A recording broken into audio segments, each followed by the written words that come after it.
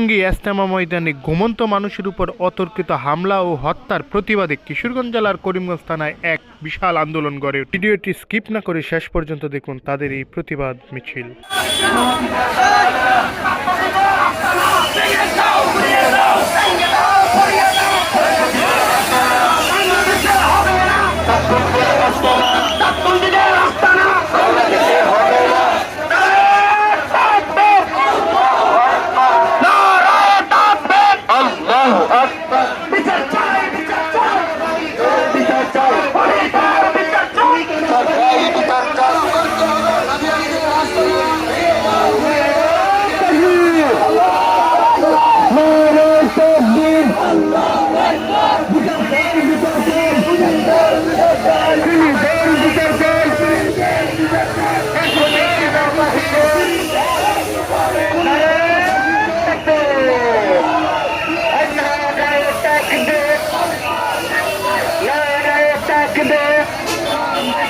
বিচার চাই, বিচার চাই, খুনিদের বিচার চাই, বিচার চাই, বিচার চাই, ফাঁসি ফাঁসি ফাঁসি চাই।